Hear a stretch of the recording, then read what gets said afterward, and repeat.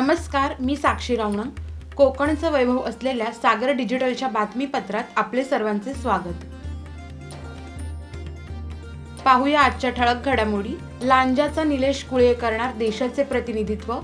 Korea येथे होणाऱ्या आंतरराष्ट्रीय ॲथलेटिक्स रनिंग स्पर्धेसाठी निवड. खालापूर तालुक्यातील रस्त्यावर गॅस सिलेंडरने भरलेला टँकर उलटला. गॅस सिलेंडर निकामी करण्यात सुरक्षा यंत्रणेला यश. मुंबई गोवा महामार्गाकडे सरकारचा कानाडोळा. कोकण प्रादेशिक पक्षाच्या संस्थापकांचा आरोप.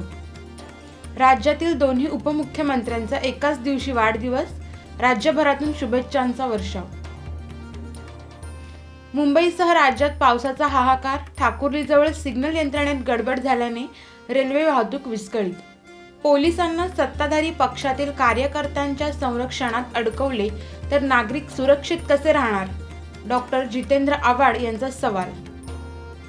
सुरुवातीला पाहूया कोकणातील एका रत्नाविषयी विशेष बातमी. दक्षिण कोरिया येथे ऑक्टोबर महिन्यात होणाऱ्या आशियाई आंतरराष्ट्रीय धावणी स्पर्धेत भारताचे प्रतिनिधित्व करण्यासाठी लांजा तालुक्यातील वेरवली बुद्रुक येथील निलेश नंदकिशोर कुळे याची निवड झाली आहे. ही निवड ॲथलेटिक्स फेडरेशन ऑफ इंडिया यांनी केली असून कोकणातील सर्वसामान्य घरातील मुलगा भारताचे प्रतिनिधित्व करणार या बातमीने कोकणाच्या शिरपेचात मानाचा तुरा खोवला गेला आहे. त्यामुळे निलेशवर लांजा तालुक्यासह जिल्हाभरातून अभिनंदनाचा वर्षाव होत आहे. आता पाहूया आजच्या सविस्तर बातम्या. खालापूर तालुक्यातील सावरवली खारपाडा रस्त्यावर गॅस सिलेंडरने भरलेला टँकर उलटला असून 2 सिलेंडरमधील गॅस देखील लिकेज झाल्याने या भागात भीतीचे वातावरण पसरले होते. मात्र घटनेचे गांभीर्य लक्षात घेऊन तात्काळ सुरक्षा यंत्रणा आणि रसायन तज्ज्ञ धनंजय गीद घटनास्थळी दाखल झाले असून या परिसराच्या कारखान्यातील अग्निशमन दलांना पाचारण करण्यात आले. त्यामुळे लिकेज झालेल्या दोन्ही सिलेंडरमधील गॅस पूर्णपणे निकामी करण्यात सुरक्षा यंत्रणांना यश आले आहे. दरम्यान या रस्त्यावरून वाहतूक पूर्णपणे बंद करण्यात आली होती. त्यामुळे काही वेळ परिसरातील ग्रामस्थांची गैरसोय झाली. सध्या महामार्गावर पडलेले खड्डे भरण्याचा दिखावा ठेकेदारांकडून सुरू करण्यात आला असून पनवेल ते पेण दरम्यान महामार्गावर पडलेले खड्डे महामार्गाच्या बाजूला असलेली खडी मिश्रित मातीने भरण्यात येत आहेत. कामगार खडी मिश्रित मातीने खड्डे भरीत असल्याचा एक व्हिडिओ समाज माध्यमांवर व्हायरल होत असून या कामाविरोधात नागरिकांमधून संतप्त प्रतिक्रिया उमटत आहेत. मुंबई गोव्याला जोडणाऱ्या मुंबई गोवा महामार्गाची रायगड जिल्ह्यात खड्ड्यांमुळे चाळण झाली असून रखडलेल्या चौपदरीकरणाच्या कामामुळे ही परिस्थिती निर्माण झाल्याचे दिसून येत आहे. महाराष्ट्र सरकारचे कोकणाकडे पूर्णपणे दुर्लक्ष होत असून मुंबई गोवा महामार्गाची मोठी दुरवस्था झाली आहे. त्यामुळे जाणून बुजून सरकार कोकणकडे दुर्लक्ष करत असल्याचा आरोप कोकण प्रादेशिक पक्षाचे संस्थापक अध्यक्ष आणि मुंबई उच्च न्यायालयाचे वकील ओवेस पेचकर यांनी केला आहे. आता आमच्यावर आलेली आहे कारण शिंदे सरकारला अजिबात या राज्याला पुरोगामी परिस्थितीवरती घेऊन जायचं असं काही दिसत नाही. कारण वारंवार आपल्या महामार्गावरती मुंबई गोवा महामार्गावरती पूल कोसळत आहेत. तशाच पद्धतीनं बिहारमध्ये पूल कोसळत आहेत, नवीन पूल हे कोसळत आहेत.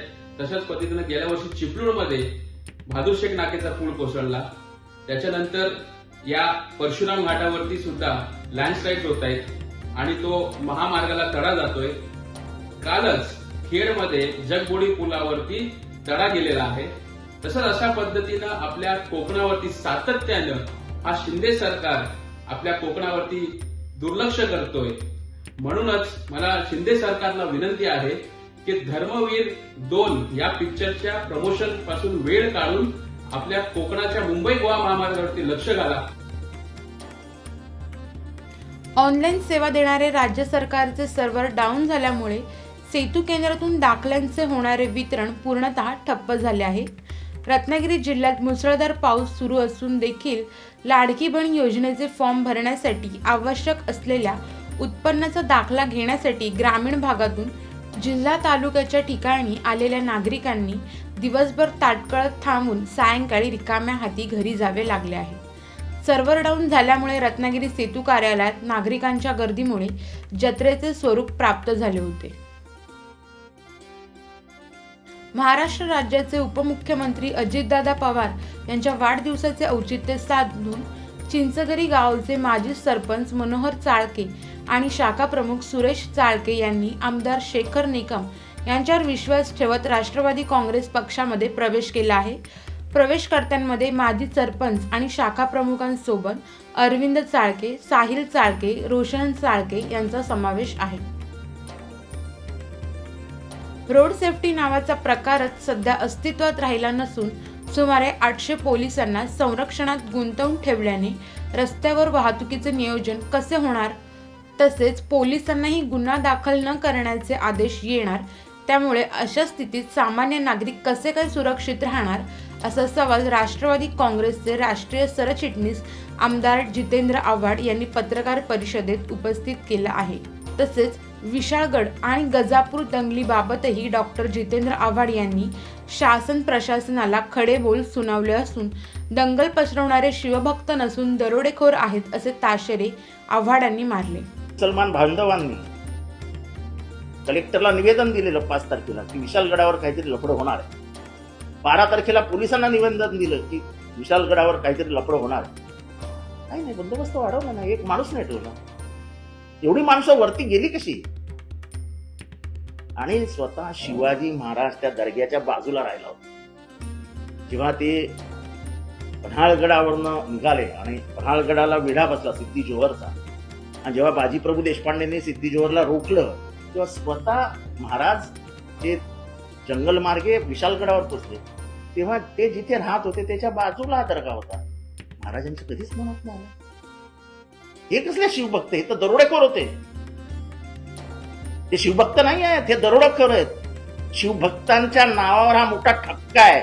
शिवभक्तांनी कधीच मशिदी तोडल्या नसताना लगा लोकांची घरं फोडली नसते आणि त्याच्यातलं सोनं काढून घेतलं नसतं. हे चोर दरोडेखोर, ते चंबळचे दरोडेखोर तरी बरे. शिर्डीला जाणाऱ्या साई पालखीमध्ये टिटवाळ्याच्या भावेश पाटील, रवींद्र उर्फ सुरेश पाटील आणि साईराज भोईर या 3 साई भक्तांची घोटी सिन्नर येथे अपघाती मृत्यू झाल्याची घटना काही दिवसांपूर्वी घडली होती. त्यांच्या कुटुंबियांची शिवसेनेचे आमदार विश्वनाथ भोईर आणि कल्याण शहर प्रमुख रवी पाटील यांनी भेट घेत सांत्वन केले. महत्त्वाचे म्हणजे हिट अँड रन सारखी गंभीर घटना असून पोलिसांनी संबंधित गाडी चालकावर अद्याप कोणतीही कारवाई केलेली नाही. त्यामुळे या तिघांच्याही कुटुंबियांनी प्रशासनाकडे न्यायाची मागणी केली आहे. रवींद्र सुरेश पाटील, भावेश राम पाटील. रवींद्र सुरेश पाटलांचा मुलगाचं लग्न झालेलं होता. तो रिक्षा चालवत होता. रिक्षावरती त्याची फॅमिली तो बसून होता. आता त्याच्या मुलांना आणि त्याच्या बायकोला कोण बघणार? आणि माझ्या भावेशचं लग्न पण नव्हतं झालं, लहान होता तो पण.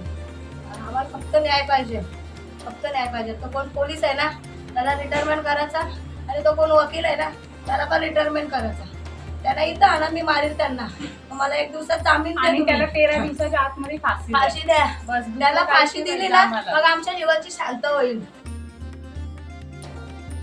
मीरा भाईंदर महानगरपालिकेच्या विकासात मोठा अडथळा ठरत असलेल्या केंद्र सरकारच्या मिठागर विभागाच्या जमिनीचा मुद्दा ठाणे लोकसभा मतदारसंघाचे नवनिर्वाचित खासदार नरेश म्हस्के यांनी लोकसभेतील 0 प्रहरात उपस्थित केला.